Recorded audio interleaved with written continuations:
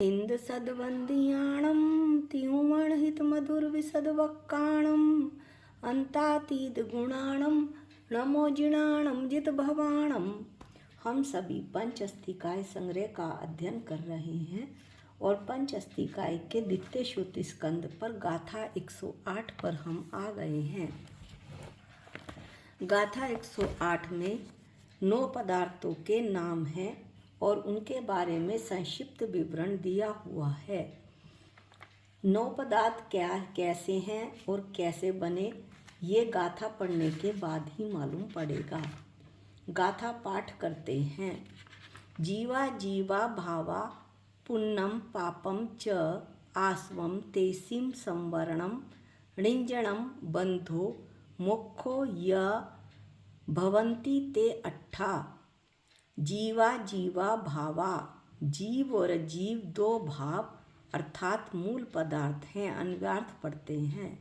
तथा तेसिम, उन 2 के, पुण्यम पुण्य, पापम च पाप, आसवम आश्रव, संवरणम णिंजणम बंधो, संवर निर्जरा और बंध, य और मोक्षो मोक्ष, ते 8 भवंती, ये 9 पदार्थ हैं। टीका पाठ करते हैं। अमृतचंद आचार्य क्या कहते हैं, कैसे इस गाथा को एक्सप्लेन करते हैं कि ये पदार्थों के 9 पदार्थों के नाम और स्वरूप का कथन है। जीव और अजीव 2 मूल पदार्थ हैं। उनसे जो 7 पदार्थ बनते हैं वो इन 2 की ही पर्याय हैं। जीव अजीव 2 मूल पदार्थ, पुण्य पाप आश्रव संवर निर्जरा बंध मोक्ष, वो इन 2 की पर्याय हैं, 2 मूल पदार्थों की। इस प्रकार ये 9 पदार्थ के नाम हुए। जीव अजीव पुण्य पाप आश्रव संवर निर्जरा बंध और मोक्ष। अब हम इनमें से एक एक का संक्षिप्त विवरण लेते हैं। जीव क्या है? उनमें 9 पदार्थों में चैतन्य जिसका लक्षण है, ऐसा जीव अस्तिकाय ही यहाँ जीव है।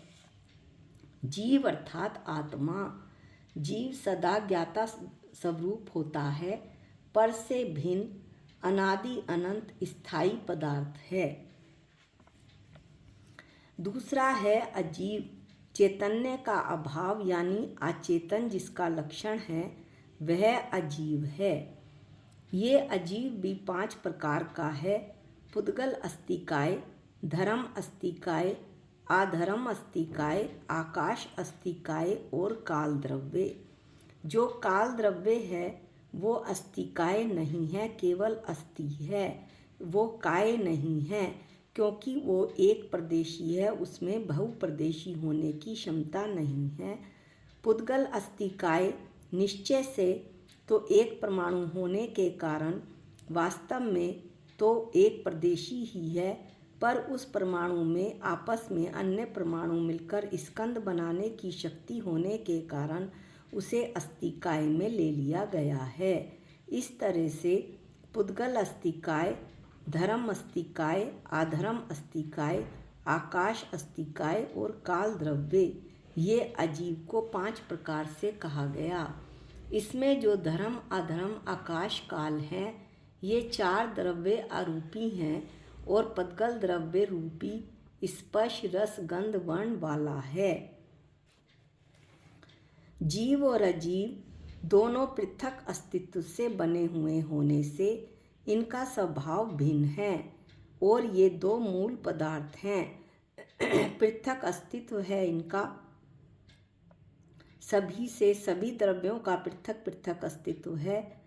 जीव चेतन है, अजीव अचेतन है और इनसे जो बनते हैं वो पर्याय हैं इनकी, और ये 2 मूल पदार्थ हैं उनको बनाने वाले। अब आगे आचार्य क्या कहते हैं, जीव और पुद्गल के संयोग परिणाम से उत्पन्न होने वाले 7 अन्य पदार्थ हैं। वास्तव में तो अजीव का जो पहला भेद है वो पुद्गल, जो मेरी आत्मा के साथ मेरा शरीर एक क्षेत्र अवगाह रहता है, उसके मेरी आत्मा और इस शरीर के संयोग यानी पुद्गल के संयोग और जीव के संयोग परिणाम से 7 अन्य पदार्थ बनते हैं। उनका संक्षिप्त विवरण इस प्रकार है। इस शास्त्र के अनुसार पहला शब्द है पुण्य। जीव के शुभ परिणाम तथा वे शुभ परिणाम जिनका निमित्त हैं, ऐसे पुद्गलों के कर्म परिणाम शुभ कर्म रूप परिणाम वह पुण्य है। क्या मतलब हुआ इसका? इसमें आचार्य 2 बात बतलाना चाहते हैं, भाव पुण्य और द्रव्य पुण्य। भाव पुण्य क्या? दया, दान, भक्ति, पूजा, व्रत इत्यादि के जो शुभ भाव हैं वो तो आत्मा के जो शुद्ध भाव हैं, आत्म कल्याण के भाव, वह पुण्य हैं, वह भाव पुण्य हैं। और ये दया, दान, भक्ति, पूजा, व्रत इत्यादि जो शुभ परिणाम हैं, शुभ भाव हैं, ये जिनका कारण है, ऐसे उस समय जब ये दया, दान, भक्ति के मेरी आत्मा में भाव आते हैं तो उस समय कर्म योग्य परमाणुओं का समूह स्वयं स्वतः एक क्षेत्र अवगाह रूप से जीव के साथ बंध जाता है, वह द्रव्य पुण्य है।